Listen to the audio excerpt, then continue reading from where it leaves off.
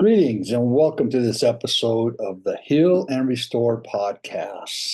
Do you like that? That was I'm good. pretty consistent now. Aren't I? Yeah, no, you're getting pretty good at that. I mean, I like to heal, but And you sound like a squeal. I a don't know. squirrel.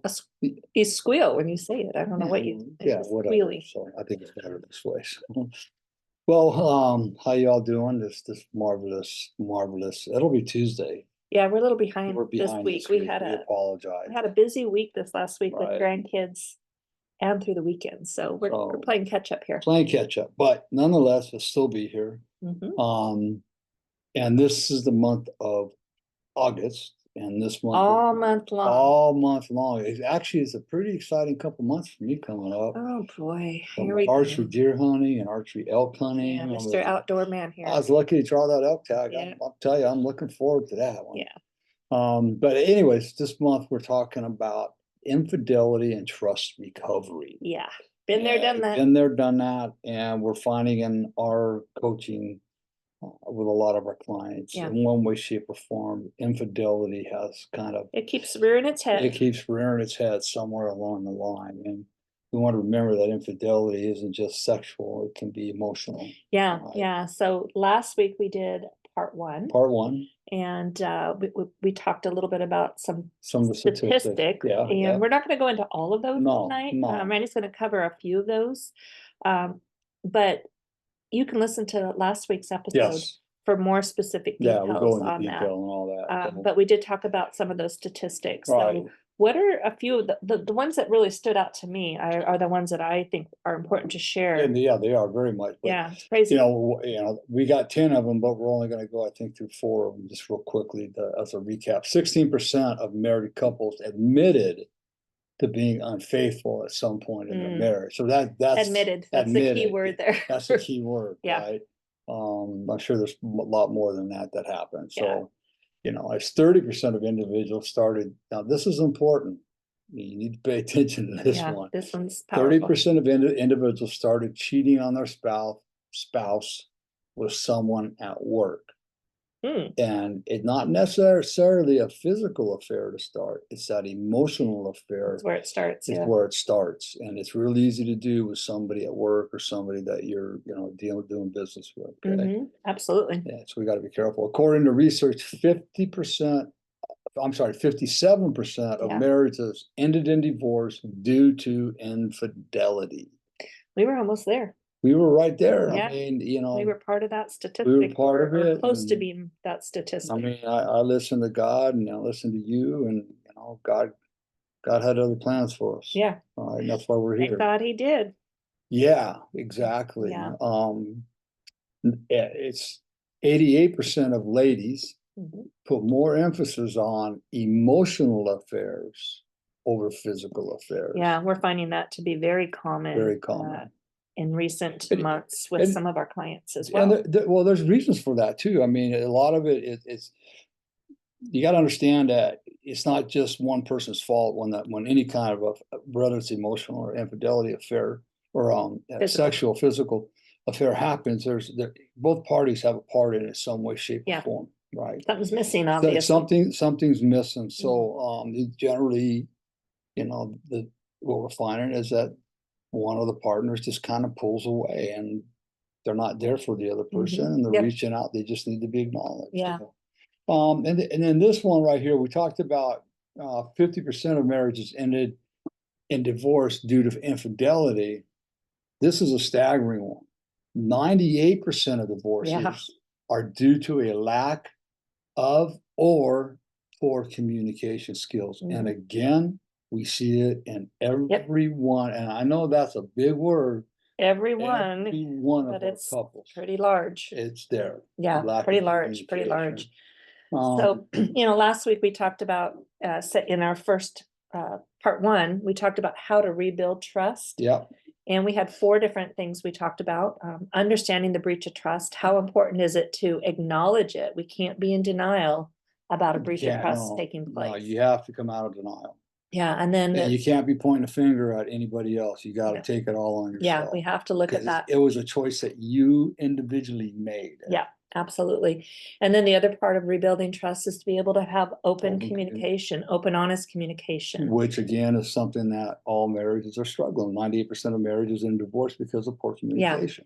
And it's even more impactful and more important to have open communication when you're working towards rebuilding trust. And that's something that Cathy and I at Healing Restore Counseling, we work heavily on that. Well, we had to work on it ourselves, Yeah, so yeah. definitely It makes a something that difference. has to Right. happen. And then the other thing about rebuilding trust after infidelity is being able to be transparent to your and accountable to your actions.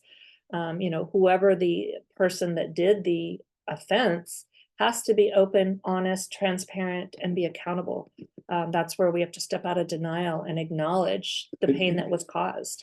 And here's secrets and lies will kill the marriage. Mhm. It'll kill any kind of relationship. And Yeah. you know, and the program says we must become rigorously honest, right? Yeah. And that rigorous honesty starts with ourselves. Within. Yep. Because if we can't be honest with ourselves, I can't be honest about myself to myself. I can't be honest with Cathy about myself to her. I can't be honest with my kids. Yeah. I can't be honest to anybody. I can't be honest to God. I mean, he knows the truth, but I'm lying to him. Yeah. Essentially, what we're doing by living in that denial is we're just living a life of a lie. Yeah. No. And it's not good. Transparency and accountability, it's just as simple as having open lines of communication, sharing passwords to social media and all these things. Right. If there's nothing to hide, if you have nothing to hide, there's no reason to not share. No, And I don't know what we were watching the other day that was talking about that, but it's like if you're, oh, I know what it was. Okay, it's our train wreck show. All right, total transparency here. We're like 90 Day Fiance. But you know, we do learn from them too. We learn a lot of things, what not to do Right. and what not to share. But they were talking about, I don't even remember what it was, but it was about if you have nothing to hide, why not share it? Right. You know, there's no reason to hide it. You know, there's one thing that I think that everybody should understand. This is a simple one, but I think it's also probably the most important one. What's that? It's not a marathon. I mean, it's not a sprint. Yeah. It's a marathon. Yeah, that's true. This journey is a marathon. You can't take however many months or years of damage that's been done in the marriage, and there's probably more damage than one realizes, right? Yeah. You're not going to erase it in a month, 2 months, 3 months of counseling. There's a lot of trust and rebuilding that has to be done, Right. and it's just with a consistency over time is how it's going to be. Yeah, the consistency of change behavior over time. Absolutely. So that's, you know, that's one thing that I think helps save our marriage is the consistency in your actions. Right. Which continue to this day. I mean, that affair was 20 years ago, but you, way 20 years, but you have been very consistent in your change of behavior, which still happens today. So it's like you say, it's a marathon, it's not a sprint. And if you have been affected by infidelity, just plan on it being the rest of your life that you work on these things. Pretty much. Yeah. Yeah. And then, you know, this goes for anybody. I mean, these open communication, all of these things are really good tools for a healthy marriage, period. Yeah. And you know, that open communication is one thing that I was told right up front by our therapist. And I can tell you this with all honesty and sincerity. Cathy has not once in 20 years thrown that affair in my face because when she wanted to talk about it, I had to sit, listen, and I had to answer her questions to the best of my ability at the time she asked them. Some of them got more revealed as time went on. But it was being consistent with your behavior, consistent with your actions, and that was what was key for that. So this week we're going to do part 2, and we're talking about when to consider help, coaching, counseling. We work from a coaching perspective. You want to share a little bit about that, and then we'll go into when you should consider that. Exactly. So even a lot of therapists today are turning to coaching because it gives a more broad spectrum. We don't have to work inside of such a tight box. Right. So when we refer to whether it's counseling, coaching, or therapy, just remember it's coaching.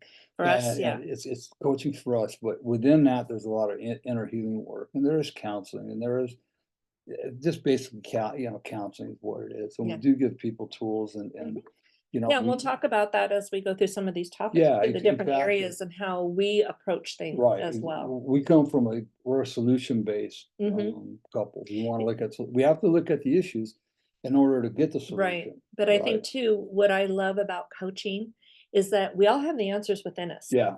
and sometimes it just takes coaching coaches like ourselves, where we can ask appropriate questions based upon the circumstance and have our clients think about it and process it, and they actually come up with their own answer. They, And when they do that, that sticks much better much than if better. somebody just telling them you need to do this or you need to do that or have you thought about this or have you thought about that? Because the answer's within. And, a lot of our clients get stuck when it Mhm. comes to, like action steps or, what about this? What? So sometimes the coaching, we have to, We can redirect it. we have to Yeah, redirect it, give them life scenarios that we've gone through, things to think about, right, right? right. For them to come up with a solution. Yeah. So I guess the first thing, when to consider it is recognizing the need for Yeah. professional help. Right. There's a word called denial. We have to get out of denial when we can't do it anymore. And a lot of times people stay stuck and don't reach out for help because of that word denial. You know, all respect to counselors, or psychologists, counselors, therapists. We had a great, Deborah Mhm. Mines was just a phenomenal therapist. She really saved mine and Kathy's marriage. Well, she gave us the tools for Right. Kathy and I. She was very patient, We very had to do loving. some work. But here's I'm just gonna say it 'cause I have to. I'm not gonna stand by it anymore.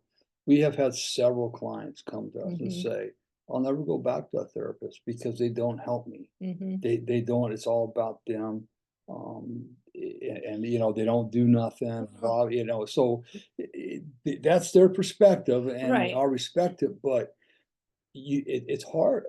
It's hard to find a good Well, therapist and out the other there. challenge I think that we're running across too is we've had people tell us they've reached out to several places Yes, yes. and they don't get a call back or they're not available. And yes, there's only so many hours in the day Right. and only so many clients can be taken in that day, but it's our goal is to help as many people as we can Right, within our ability to do exactly. that. So we So, want to we try to open up our schedule in a way that we can make it work. but when people are not returning phone calls, Yeah. that is not good because people are reaching out to the They're people hurting. that they're hurting for a reason. And Yeah. so, Kathy and I aren't perfect by any means. So No. we're not saying that, but I can tell you this, that generally as soon as we get a phone call or we get a text or a request, probably within an hour at the Yeah. most, we've at least touched base with Yeah. them. Yeah. Right, and told them, "Hey, we'll get back to you a little later today," or We'll whatever, check our but schedule. Yeah. we just at least touch base and say, "We got your message, yeah, we wanna sit and talk with you, give us about an hour, and we'll Yeah. get back in touch with you." Yeah. Right. Yeah. So here's some of the things that we have to look for in order to realize that we need professional help. Um, Maybe there's repeated arguments, Yeah. that happen, inability to move past the Which is infidelity. normal. And that inability to move past the infidelity, there's nothing wrong with that. It's No, how would you know how to move past that? we didn't. We certainly didn't. We No. had to seek help for that. And then the emotional instability that goes along with it. I mean, there are so many highs and lows and we're talking about rebuilding trust, but we've got to get to a place where we identify the fact that we can't do it ourselves and that we need help. But, besides the rebuilding of trust, here's something I want you all to think about, husband or wife, Mm, male or female. The damage that you do when you have an affair, mm. whether it's emotional or spirit or physical, is incomprehensible. Just imagine the pebble dropping in a perfectly calm lake and the rings that are going out. Well, that's what happens in an affair. Number one, our spouse, whether it's a man, men suck it up. She wasn't bad, whatever. But the reality is that whether it's a man or a woman, it affects deeply your self-esteem and your self-worth, Absolutely. man. It's Yeah. like, what's wrong with me? What, they have to go to somebody else, and um, so it does. There's a lot of damage that's done, which is going to cause that emotional instability. So it's not just. I've used the example. I won't go into deep, but 5 years ago, there was a situation that Kathy was bothering Cathy. I'll just say it, and she had a right for it to be bothering, right?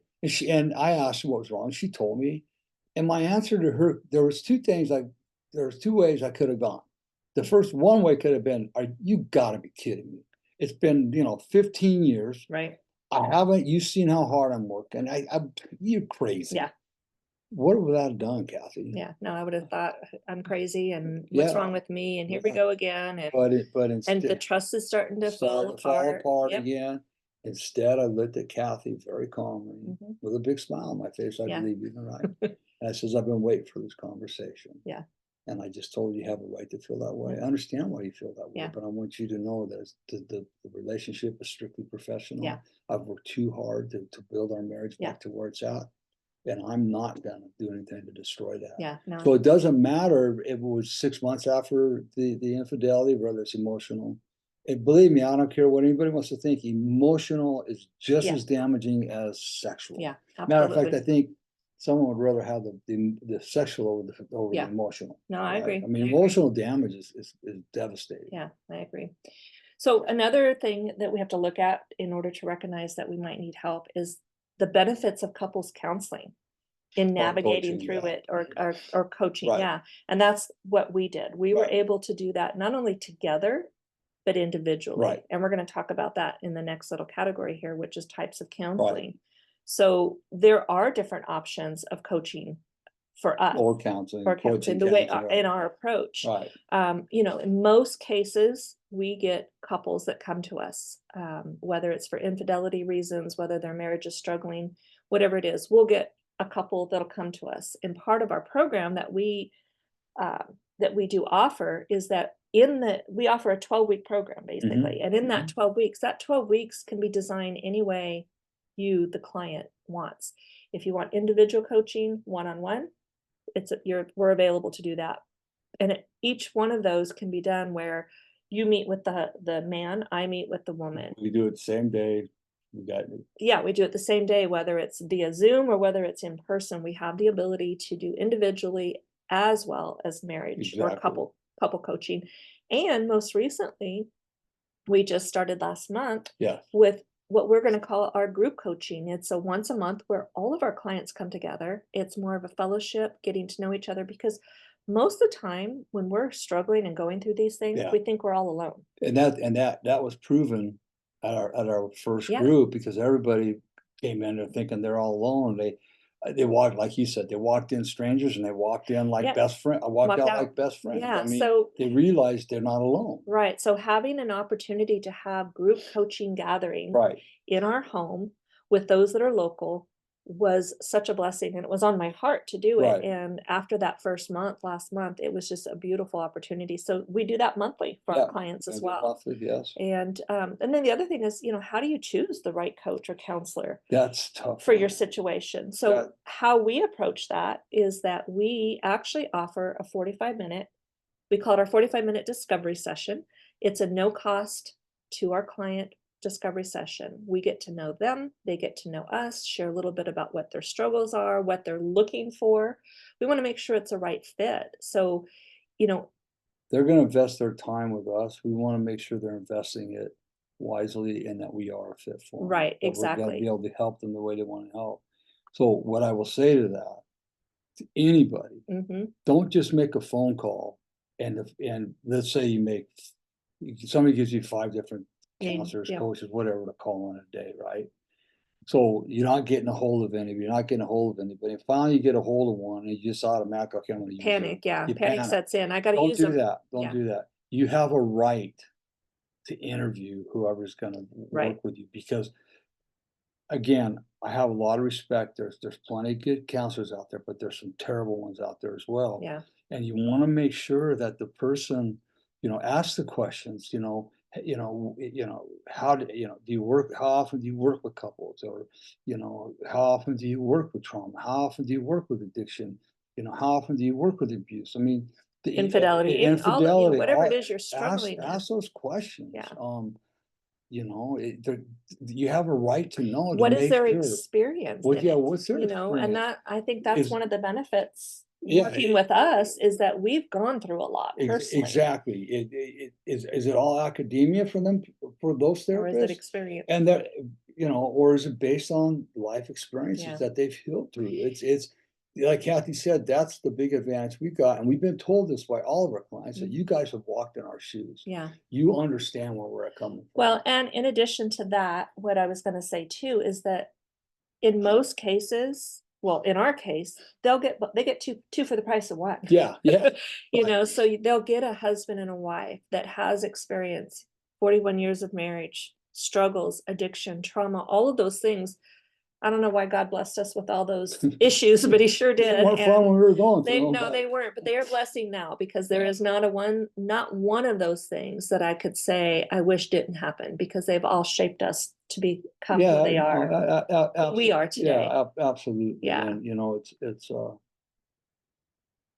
when we hear from our clients that, you guys, we're non-judgmental. Yeah. We meet them where they're at. We come at a human approach, right? We're an open book. We're open and book, so, right? yeah. Which is the difference between psychologists and us as coaches. Yeah. We can be open book. We can, go into some stories that we don't go deep into them, but we go just enough to let them realize, hey, these guys are for real. They understand. Matter of fact, we had clients the other day that they perceived our passion to be, or she did at least, anger, and it's not anger. And when we sat and talked to them, when we explained to them where we're coming from, they go, man, we are so sorry. We want the healing, and that's the passion comes through. The passion comes out. I mean, Yeah. we're very passionate about healing, whether it's trauma, Yeah. whether it's addiction, marriage. It could be because it's because Cathy and I, right? God has done so much work in our life, Yeah. individually and as a couple.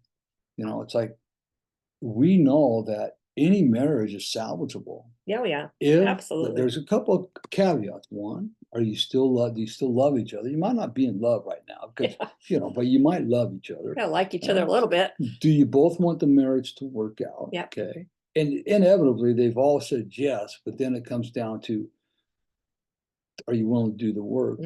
Make that individual work, together and individually. That's the key, yeah. But here's the fourth key that I want to start adding. It's very, very, I was talking to one of my clients this morning about this, or I can't remember who I was talking to, but it doesn't matter. If we can't keep God at the center of our marriage, it's not going to work. Yeah. We've got to keep God at the center. That's why Cathy and I have been successful in our recovery, both with my addictions, my trauma, and our marriage, is because we shifted our perspective on that, definitely. Yeah. When I walked into recovery, Donna wanted nothing to do with God, but thank God for Bill and Bob and the way they presented it to us, to me. So we don't have God at the center of our relationships. I'm sorry. And the first 21, 22 years of our marriage, it wasn't. And that's where, and we did okay. We did okay. Yeah, we had fun. Those last 4 or 5 years definitely were hard. So here's another thing that to look for and think about when you're looking for a coach or a counselor is setting goals and expectations.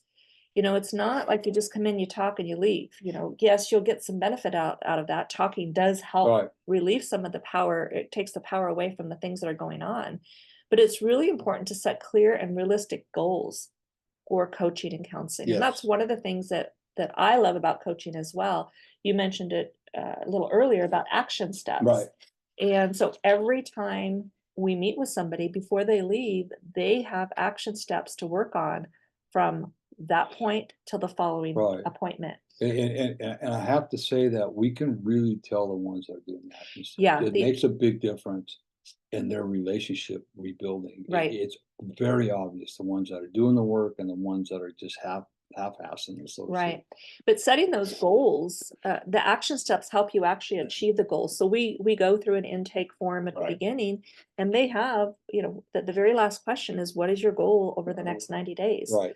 And so we know what their goals are so that we can guide them to those action steps in order to meet those goals.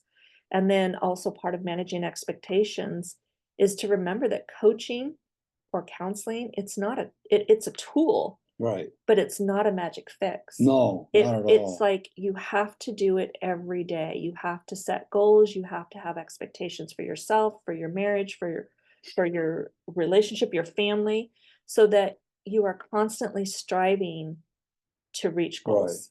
Right. Because if we just say, "Oh, we're fixed," and then we go back into our old behaviors, And this happens a lot. and it happens. People, here's what it is, and there's a couple we know, you were talking about them today. They forget where they came from and how they got to where they Right. are. And when And so that they happens, Yep. it's not good. You go No. right back to where you were. You never want to forget where you came from. Every once in a while, you want to take a good solid look. Yeah. Hey, remember back here, look how far and Kathy and I are really good with all of our clients about a lot of positive affirmation. Even when they come, we had a terrible week on blah, blah, blah. Kathy, I am laughing because I like when they struggle. I get we both do, excited. because that's when you're learning, but Kathy is, or both of us, and Kathy's really good at it, she's better at it than me. She finds a silver lining in every Every problem. situation, and we make sure that we do a lot of positive affirmations. I say growth happens in the struggle. Absolutely, it So does. if you're not struggling, You're not growing. you're not growing. You're just becoming complacent. Yeah, so we've know, it's- got to grow. It just reminded me of the story when I used to snow ski. And Oh, yeah. back in the back in the 70s, The olden days. when you could go to Mammoth for $7 for a all-day ticket, right? But I was riding up the lift with some older gentleman, and he asked me how I was doing. I'm all right, but man, I just don't feel like I'm progressing, you know? And he asked me this. He goes, "Are you falling a lot?" I go, "No, I don't fall at all, for God's sake." He goes, Mr. Pride there. yeah, he goes, "That's your problem. You're not falling. You've become complacent in where you're at. Yeah. You got the equipment, you got nice skis, you got the boots, you got the clothes. Get aggressive and fall." Yeah. That's why you're not progressing, because you're just staying where you're at. You're comfortable there. You're afraid to get hurt, whatever. Wow, that's so good. That applies to changing and growing in your Absolutely. marriage. That is so good, honey. Right, I right. forgot about that story Yeah, until you I said that. mean, you know, so it's like, if you want to grow and you want to change, it's painful. Yeah. It hurts It sometimes. hurts. And You're gonna fall oftentimes down. it's going to get it's going to get worse before it gets better. Yeah, Often, and that's one thing we do say. It we gets do say worse it before it gets better. So yeah, this is good. So I'm just going to recap on this. So when to consider coaching or counseling is you got to recognize the need for professional help. Got to Right. step out of that denial. Know the types of counseling you're looking for or coaching you're looking for. Is it individual coaching? Is it marriage or couples coaching? Is it group coaching, or is it all of it? I mean, that's something that we can offer. And then how to choose that right person for you. How to choose the right person, which goes back to the third, but also the thing that we've heard, and you want to be careful of, is therapists that aren't really giving you hard action steps to Yeah. do. Therapists that are giving you rainbows, unicorn, and bubbles to think about. Right. We have one client that's exactly what she Yeah. said. It's like, well, okay, but it doesn't do anything Right. if you're not digging. Yeah. So yeah, the final one though, I just wanted Right. to recap. You Yeah. got me sidetracked there. Is setting goals and expectations exactly. in your coaching or Right. counseling. Make sure that you have somebody that's going to help you set those goals and the expectations. Right. We don't expect you to know them all and to do them all yourself. No. That's what we're here for. Right, exactly. So we want to make sure that we do that. Right. So we have one more week of this, don't we? I think we have a third segment. I think so. Yeah. So At least next one week more, we're going yeah. to talk about moving forward together or apart. Right. After infidelity. So we've talked about building trust. We've talked about how to determine when to consider coaching or counseling, and then moving forward together or apart. Yeah. So we're going to cover that next week. And we know this is can be a difficult subject to talk about. No, I'm gonna throw this out there because I know people are listening. And we would love, right, if you would send us, if you're listening to this and you got questions and you don't understand, shoot us an email at healingrestorecounseling@gmail.com and ask questions. Yeah, we're open to that. We're an open book. You can ask it of us personally. You can ask it, of your situation. And then on top of that, we have our 45-minute no cost coaching or discovery session. Discovery session. Where if we want to get down to the in-depth part of what you're struggling with, we Right. can do that, make sure we're a right fit if it's something Right. you want to pursue. Exactly. But Yeah. we're doing this for you. Yeah. You know, we're not doing it for Cathy and I. I mean, yeah, it helps us tremendously, but we're doing this to help you out there, Yeah. whoever's listening and whatever.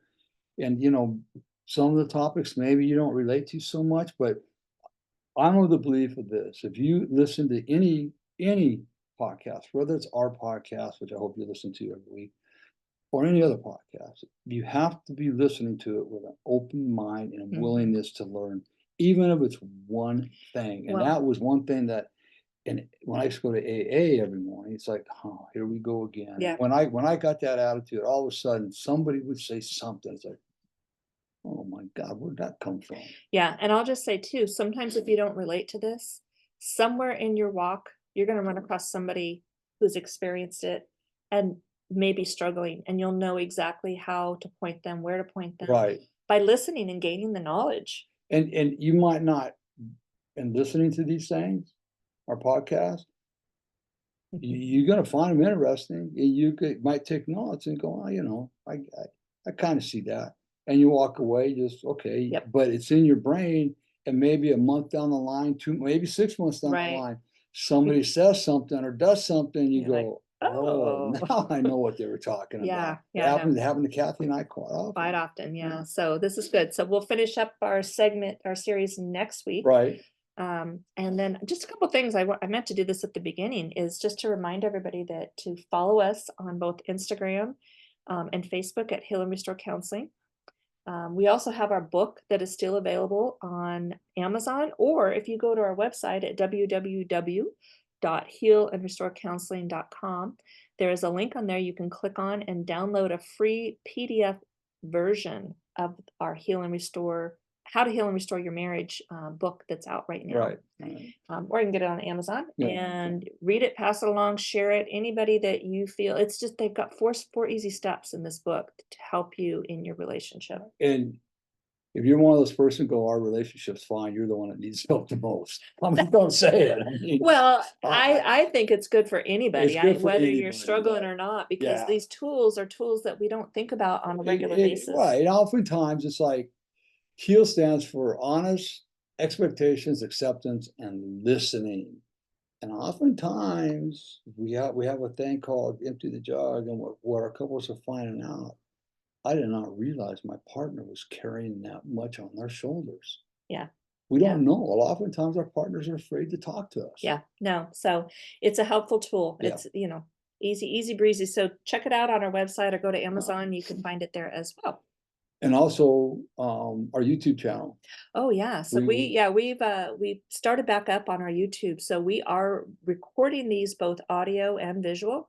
So check out our YouTube channel, Heal and Restore Counseling. You can go back. There's different I think there's about a half a dozen on there right now. Yeah, we got a few things that we posted on there. So feel free to go on and check it out, share it with somebody, like and subscribe. I mean, it's all those magical things. Right. So that's great. Thank you, honey. That was good. Yeah, it was good. Yeah. All right. So hope you all enjoyed this episode, and we'll pick up on the conclusion of it next week. Moving forward together or apart.